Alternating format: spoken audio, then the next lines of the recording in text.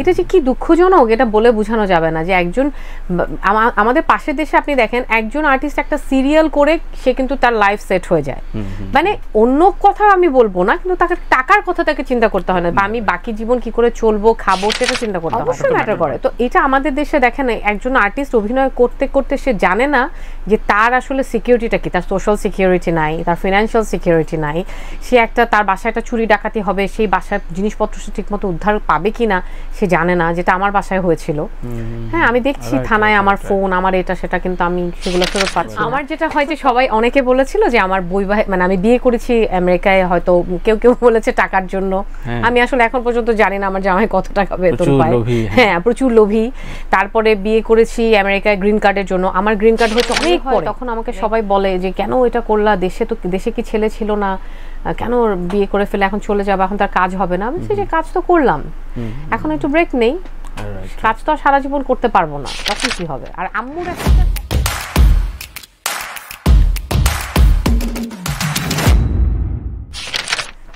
ভাইয়া এটাও ওই যে বললাম, জয়া আপু অবশ্যই আমাদের দেশের একজন গর্ব, উনি একজন প্রাউড আমাদের দেশের।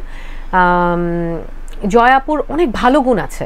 একটা আমি এটা কখনো বিশ্বাস করি না যে একজন মানুষের ভালো গুণ না থাকলে সে কোনো ভালো জায়গায় যেতে পারে। জয়াপুর অনেক ভালো ভালো গুণ আছে। জয়াপুকে নিয়ে আমি আজ পর্যন্ত আমি শুনিনি, জয়াপুকে নিয়ে কত মানুষ কত কথা বলেছে, কিন্তু আমি জয়াপুর মুখে কোনোদিন আমি শুনিনি যে সে কোনো মানুষকে নিয়ে কখনো একটি খারাপ কথা, একটি নেগেটিভ কথা উনি বলেছে। ও কিন্তু জানে যে আমাকে নিয়ে কে কি বলছে, ও সব জানে, কিন্তু ও কখনো বলে না। সো এরকম অনেক কোয়ালিটিস আছে ওর। টাইমলি সেটে যাওয়া, সিনসিয়ারলি কাজ করা। একটা মানুষ এমনি তো ওই জায়গায় যাবে না। কলকাতার কাজের কারণে তো আপু হচ্ছে যে মানে থাকে না যে যখন হয়তো একটা মানুষের মোমবাতিটা নিভে যাচ্ছে, হ্যাঁ ওই সময় এসে একটা কেউ এসে আলোটা অনেক ধরলো বা আলোটা বাড়িয়ে দিল, এবং ওই আলোটা নিয়ে আপু আরো অনেক দূর হেঁটে গেল। সো এটা তো কলকাতার কাজটাই সেটা ওর লাইফে করেছে, ওর ক্যারিয়ারে করেছে। জয়াপুর বাবা কিন্তু আমার বাবার খুব ক্লোজ ফ্রেন্ড ছিল। আচ্ছা আচ্ছা। তো জয়াপুর বাবা এমন একদিন হতো না যে জয়াপুর বাবা হয় আঙ্কেল বাবলু আঙ্কেল এসে আমাদের বাসায় সকালে চা খেত, অথবা আব্বু গিয়ে আঙ্কেলের বাসায় সকালে চা খেত। So they were very close friends. আর আপুর সাথে তো আমার কখনো এই ধরনের কোনো সমস্যাই হয় নাই। মানে জয়াপুর আমার সাথে যেটা হতো, ওই যে বললাম যে মানে আমাদের দুজনকে একটু ছাপিয়ে ওর সাথে ভালো সম্পর্ক, ও কাজটা করছে। তারপরে তো জয়াপু মোটামুটি ওর মানে যোগ্যতা দিয়ে ও একটা ঘরানা তৈরি করেছিল, যে ঘরানা থেকে জয়াপু অনেক কাজ করা শুরু করলো। আমি আমার মতো করে কাজ করা শুরু করলাম। তবে ওই যে ভাইয়া বললাম না যে প্রতিভা থাকলে সেটা মানে হবেই, আসবেই সামনে, কেউ কোনো দিক থেকে সেটা আটকাতে পারবে না। ভাইয়া আমি অনেস্টলি বলি, আপনি আমাকে এই কথাটা বলেন যে আজকে আমি ইউএস সিটিজেন, আমার পাসপোর্ট আছে, যে কারণে আমি খুব নিশ্চিন্তে এই দেশে এসে ঘুমাতে পারি। কালকে যদি এটা আমার না থাকতো, আমি যদি কালকে অসুস্থ হই, হাসতে পারতেন না। হ্যাঁ, আমি এভাবে যেটা হয় যে সবাই অনেকে বলেছিল যে আমার মানে আমি বিয়ে করেছি আমেরিকায়, হয়তো কেউ কেউ বলেছে টাকার জন্য। আমি আসলে এখন পর্যন্ত জানি না আমার জামাই কত টাকা বেতন পায়। হ্যাঁ, প্রচুর লোভী। তারপরে বিয়ে করেছি আমেরিকায় গ্রিন কার্ডের জন্য, আমার গ্রিন কার্ড হয়েছে অনেক পরে, মানে আমার ভিসায় আসতাম যেতাম, আমার ভিসায় বাচ্চা হয়ে গেছে। হ্যাঁ, তারপরে যখন আমি সেকেন্ড বেবি নিলাম তখন আমি রাসেককে বললাম, যে রাসেক তখন বলে এখন আর যাওয়ার দরকার না, এখন অ্যাপ্লাই করে দিই। সেকেন্ড বেবি যখন হলো, আপনি জানেন আমি আমার এত বড় একটা পেট নিয়ে 8 মাসের, আমার সেকেন্ড বেবি 8 মাস পেটে, আর ছোটটা 7-6 বছর আমার হাত ধরা, আমি গিয়ে গ্রিন কার্ড নিয়ে আসছি। কেউ বিলিভ করবে বিয়ের 8-10 বছর পরে? ভাই আসলে কেউ ওই যে আমাদের দেশে সোশ্যাল সিকিউরিটিটা নাই, ফিনান্সিয়াল সিকিউরিটিটা নাই, তার মধ্যে হচ্ছে আপনার আর্টিস্টদের তো আরো নাই।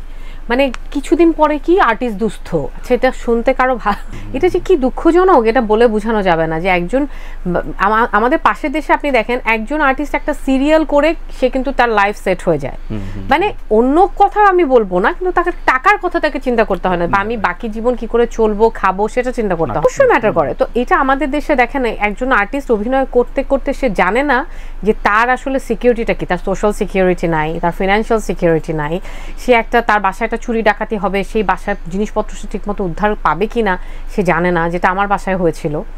হ্যাঁ, আমি দেখছি থানায় আমার ফোন, আমার এটা সেটা, কিন্তু আমি সেগুলো ফেরত পাচ্ছি না। সো তখন আসলে কি হয়, আমরা তো আসলে সবাই ভালো থাকতে চাই দিনের শেষে, তানভীর ভাই। সো আমি যদি ভালো থাকার চেষ্টা করি তাহলে তখন আমি কি করবো, আমি আমার বেটার অপশন খুঁজবো। তো তখন হয়তো সেই কারণেই আর্টিস্টরা চিন্তা করেছে যে যদি আমেরিকা আমার একটা পেপারস হয়, আমি হয়তো এইসব জায়গা থেকে আমি নিশ্চিন্ত থাকবো, সিকিউর থাকবো।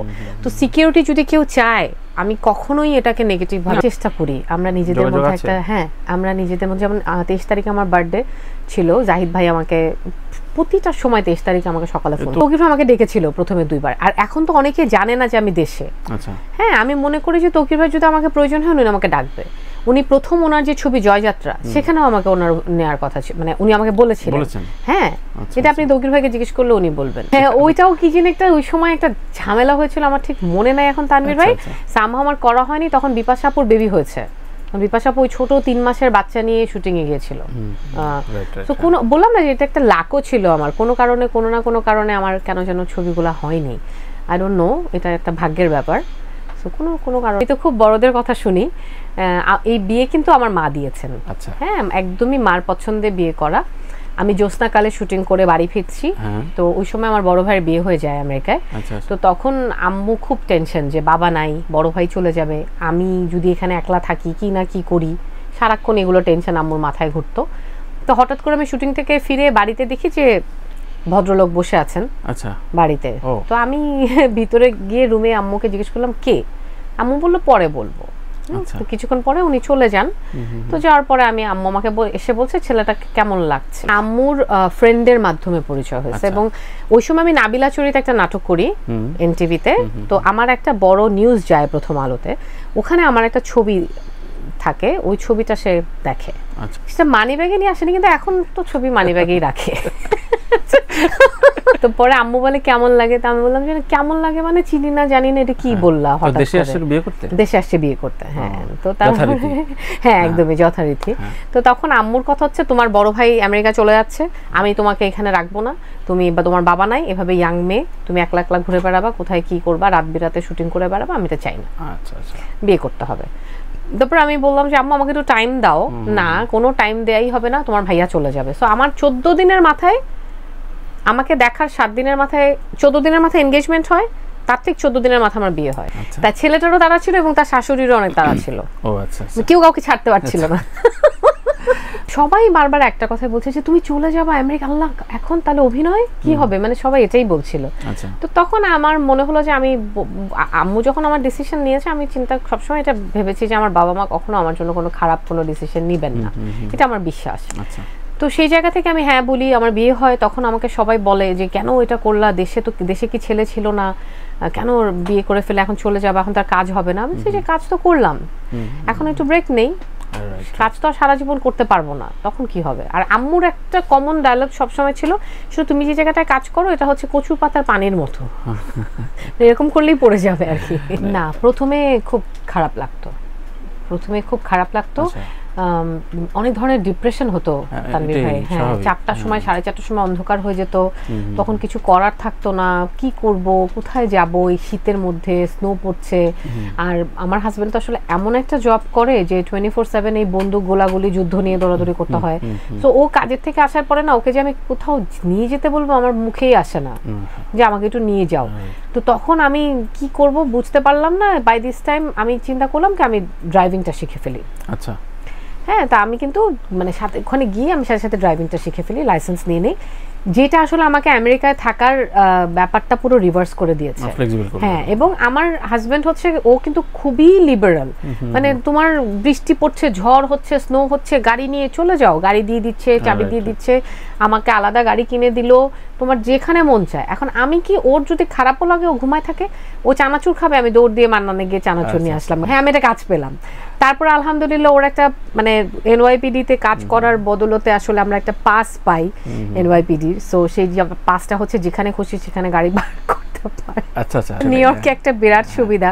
সো তুমি কি বের হবা না, তোমার পাসটা একটু নিয়ে গেলাম, নিয়ে আমি যেখানে খুশি টই টই টই টই টই টই করে আমি কেনাকাটা করে, মানে আমার সুন্দর একটা আস্তে আস্তে আমি দেশটাকে ড্রাইভ করার কারণে চিনতে পারলাম, জানতে পারলাম, তখন আমার আমেরিকা ভালো লাগা শুরু করলো। না, আমি যাওয়ার পর হয়েছে, সবার সাথে পরিচয়। আর আমি যাওয়ার পর সবার সাথে পরিচয় করিয়ে দিই। আমি সবসময় তানভীর ভাই একটা জিনিস চাইতাম কি, ও আমার কাজের জায়গাটা দেখুক। আমি চাইতাম আমার কলিগসদেরকেও দেখুক যে আমরা কিরকম, আমরা যে আসলে মানে একসাথে কত বন্ধু জড়িয়ে ধরছি, পাশে বসে হাত ধরে গল্প করছি, কিন্তু সেখানে যে আসলে কত মানে শুদ্ধতা বা কত একটা আনন্দের একটা টান এত বছর একসঙ্গে কাজ করার। আমি চাই, মানে সবসময় চাইতাম আমাদের বন্ডিং, আমাদের কাজের জায়গাগুলো ও দেখুক, ও বুঝুক। হ্যাঁ, কখনো মানে আল্লাহর রহমতে সে কোনো সমস্যা করেনি আমার কাজ নিয়ে। এখনো কিন্তু ও আমাকে বলে যে তুমি একটা কাজ করো, তুমি দেশে থাকছো, এখন তুমি একটা কাজ করো, বাচ্চাদেরকে একটা টিভিসি করাও, একটা অ্যাড করাও, ও বলে।